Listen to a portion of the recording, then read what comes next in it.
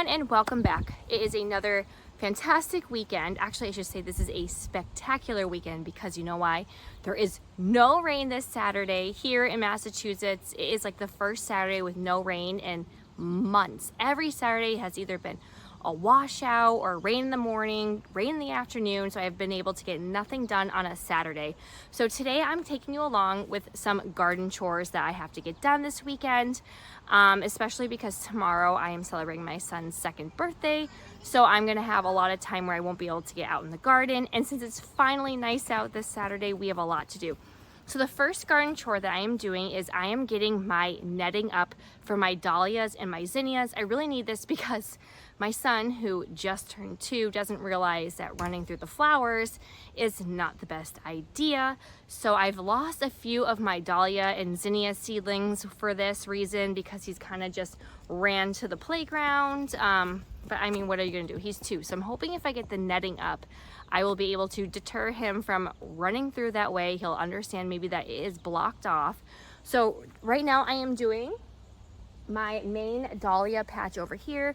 It consists of my Costco dahlias, the tubers that I bought, and then some of my seedlings. And hi, if you're new here, welcome. My name is Kristy. I'm located in Western Massachusetts, Zone 6A, and I am just really a hobby grower. I love growing in my backyard. I got introduced into a farm share once we bought our house, which we've had almost 2 years now. We updated the backyard. We did a huge vegetable garden, so there's a lot of work to be done over there today. And this year I am getting into cut flowers and making some rows so I can have some flowers to sell at my cut flower stand. So again, right now we are just going to get some netting up. They are getting pretty tall. I'm having them about maybe 1.5 feet off the ground. I've read that you can do like 1 foot and then another like 2 or 2.5 feet from that. But I really just want to do one layer right now. Last year I just used all of these 6-foot long green garden stakes. I used them for my tomatoes and all my dahlias, so I have a lot of extra. And I'm actually repurposing them since I had so many extras to hold up the netting. I can actually get them pretty good into the ground, like a good foot. And it was just easier than doing my wood stakes for right now, just because of the roots and the rocks. I was trying with some of the wood stakes, I'd hit a rock, hit a root, and then I'd have to move it. But with the 6-foot long garden stakes, if I can get them a good 1.5 feet in the ground, that's great. And they're a little bit taller, so the kids, if they fall, they won't hit their heads on them. So we're gonna get those in, so I'll take you along for that. And then we have a lot to do in the vegetable garden, and I'll take you there with me, so let's go along. So I started with this one right here. It is a 4-foot wide netting. I got this, I believe, off of Home Depot, and I am just putting it probably 1.5 feet off the ground. As you can see, some of my dahlia seedlings are long enough, so I'm just encouraging them going in between right now. But these are my seedlings and they are looking fantastic. And then here are my Costco tubers. So I did get a couple of these wood stakes that I had, but I can't get them in as far. So these, a lot of them were just emerging a little bit ago, but have really come a long way.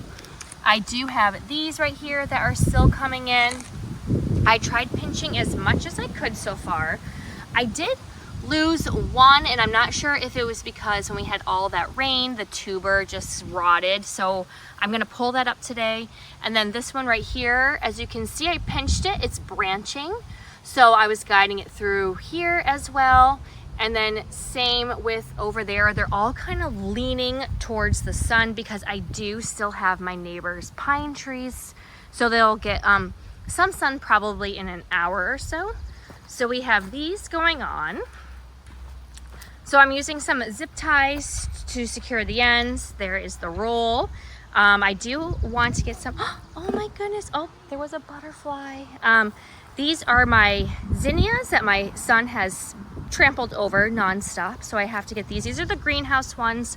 They're a little, actually they're fairly leggy, so I'm hoping that I got them in earlier this week that they will bounce back. We have a lot of sun and heat wave coming in. Here's my celosia. I'm gonna cut the end off of here. My celosia is starting to green up again. It looked really, really sad. I have not been able to fertilize anything with the rain. My straw flower is starting to take off. I have some gomphrena here I gotta weed. more dahlia seedlings. And then I'm going to do my zinnias here. That is where, in this patch over here of dahlias where he has trampled there. So yeah, we're gonna get some stakes in and I'll take you along. All right, so now I'm going to take my zip ties and I am just going to secure it, and I will take the extra off. And I'm pretty happy that my rows, which I did kind of by eye, they're actually a little bit shorter than 4 feet, but that's okay because I was just hoping I didn't make them too wide where the netting wouldn't work. So I'm gonna get some clippers and clip these.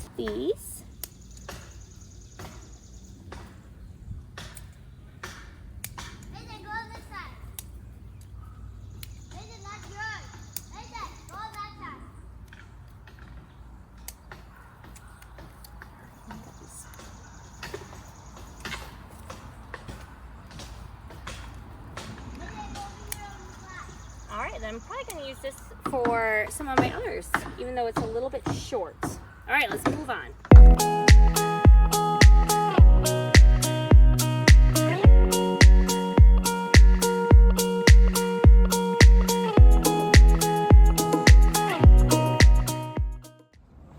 All right, and just like that is already break time. We have to have some lunch right now. So I have a small section here, and I actually cut it a little bit too long, but it actually worked out. I was able to just spread it over a little bit more where my Gumfrina will be. That is growing a little bit slower than I was hoping, but from what I remember my farm share, it was late summer into the fall, so hopefully it will bounce up. We are getting much warmer weather now. The cooler nights are going to disappear, so hopefully everything will bounce back once the summer heat is going. And then we'll be out here soon once my son is sleeping and hopefully getting a lot more done without this little rugrat running around the backyard everywhere.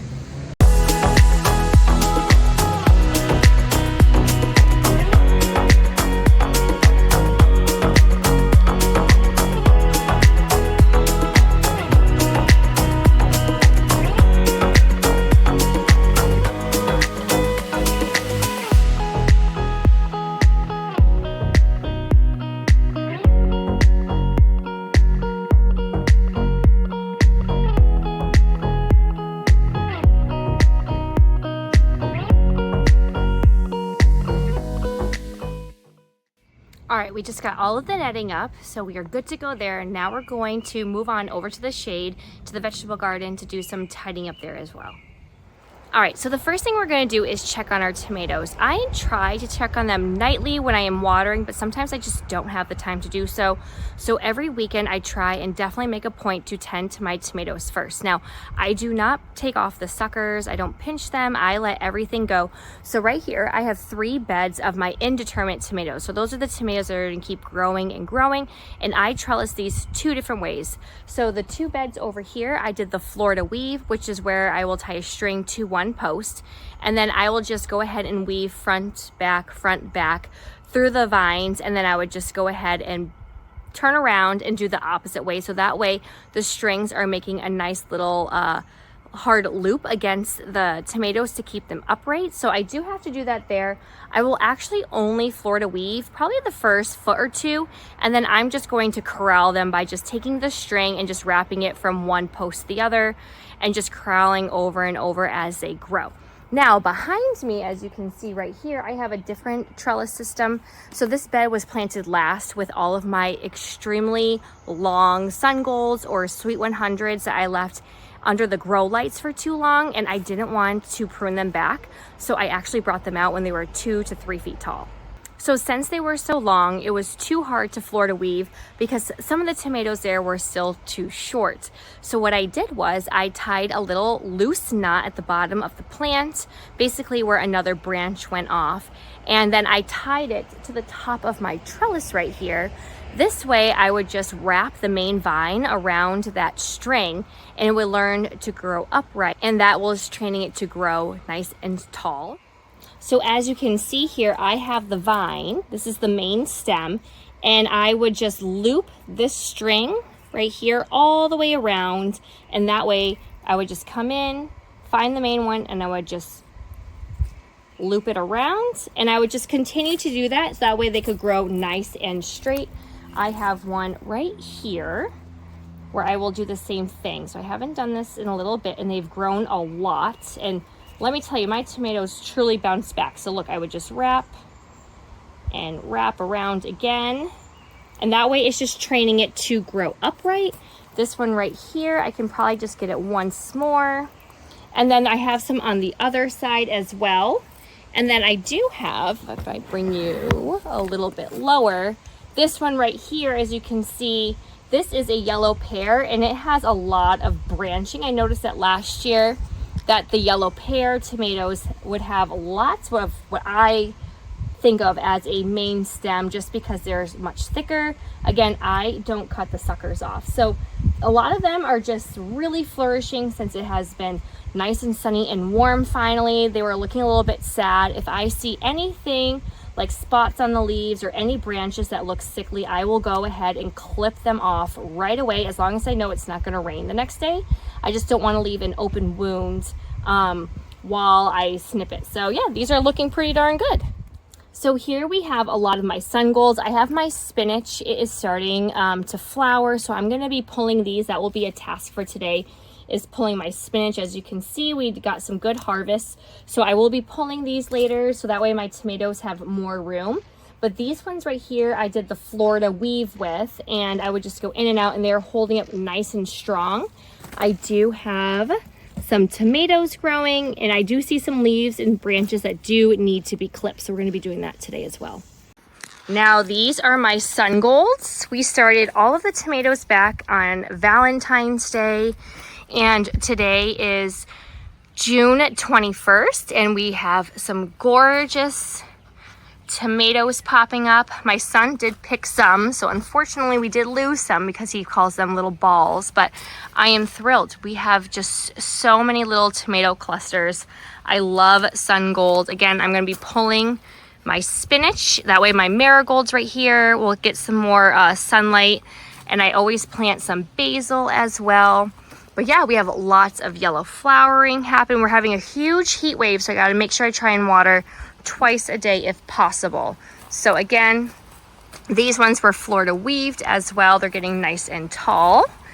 And this is what the trellis system looks like a little bit more up close, where you can see it is growing up the string, and I just have it tied to the top. All right, so I'm gonna tend to the tomatoes, and then we're gonna move on to my cucumber bed with dill. I pulled the radishes out earlier this week. I had a decent harvest. Some didn't do good, but they were starting to bolt as well since it was getting a little bit warmer, and this bed gets plenty of sun. So I will be figuring out what I'm gonna plant there. Maybe some carrots will do.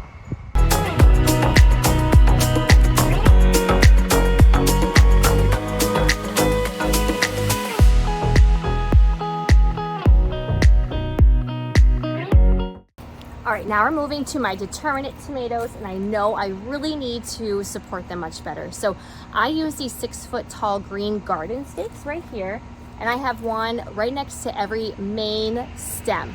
So what I would do is I would take some green garden twine, which I got off of Amazon, and I will just follow this main stem and tie it to the garden stake, and I would just make sure I would follow, so that way it would stay nice and straight and supported.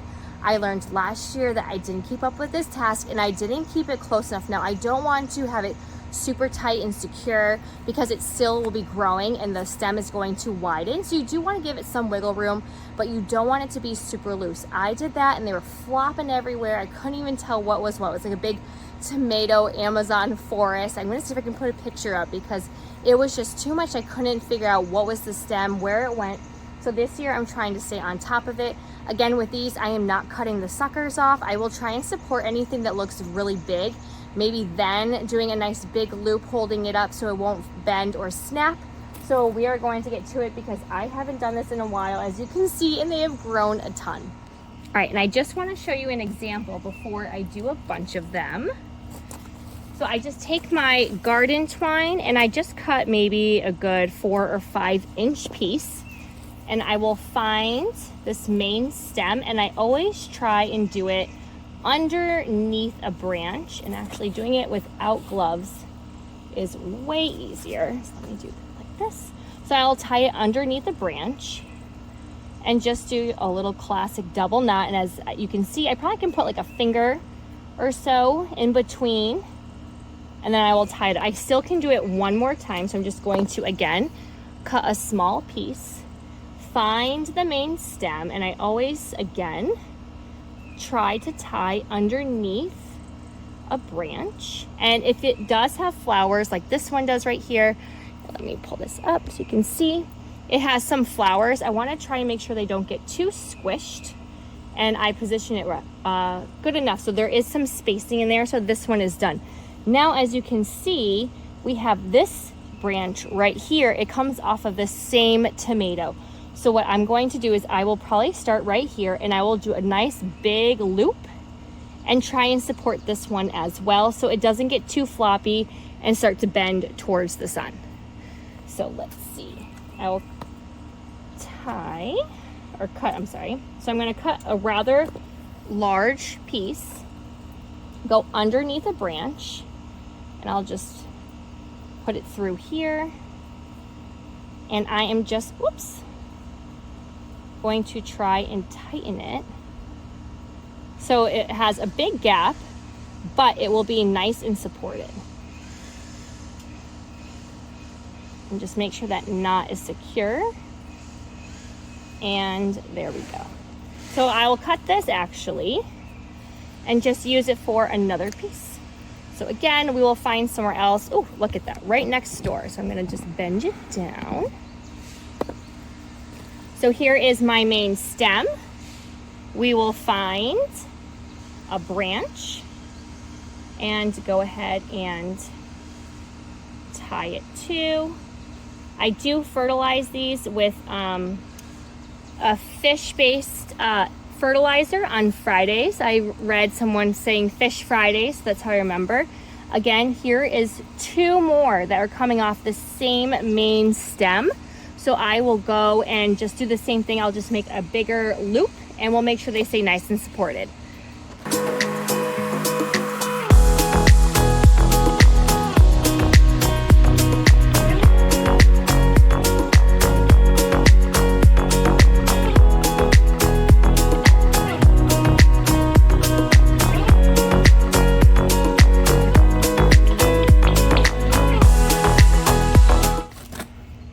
Now, I do have some of my tomatoes growing in some pots. We got some blackberry bushes last year, so I just am reusing those, and then some other 5-gallon pots as well. And I have the same 6-foot stake in them. That way they can go ahead and just be supported the whole entire way as they are growing. And I'm just going to tie them off as well, so that way they have some good support. So again, I'm just taking a small piece, finding a nice spot to go and tie it under. Again, I am not cutting off any suckers. This one right here is a New Girl F1 that would be by Johnny Seed, and it is performing lovely. So this one's getting nice and tall. As you can see, we have some flowers, so I try and also move it so I'm not damaging any of the tomatoes. Now this does have a side branch right here, so I'm also going to make sure that I'm supporting that as well. So I'll cut a little bit of a bigger piece, and then also make sure that this piece does not interfere with the main stem as I am supporting it. I don't want to crush it in case if it does have any weight to support after the tomatoes start growing. So we'll tie this one off. All right, let's see.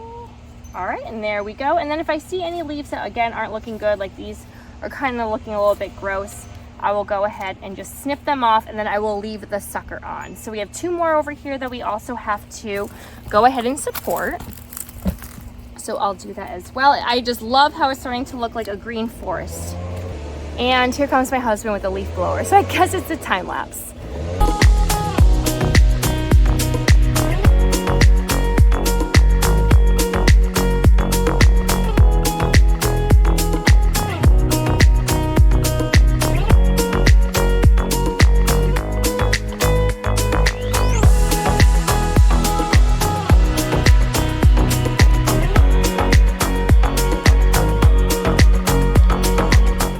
Another task we have to do is help with these sugar snap peas. We just had a very windy day yesterday. It was probably 20 to 30 mile per hour winds. I don't even know what it was in gusts, but it did blow a lot of my sugar snap peas over.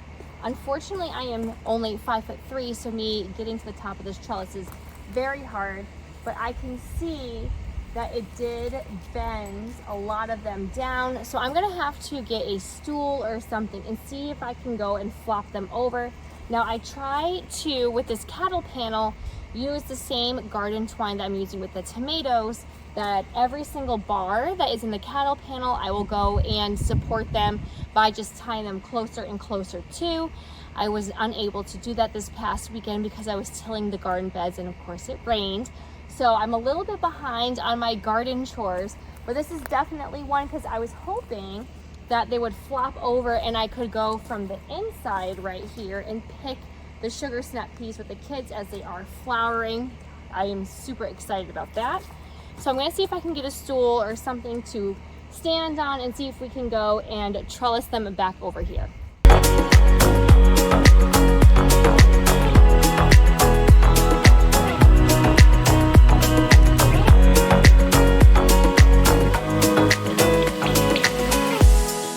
All right, and those are my garden tasks done for today.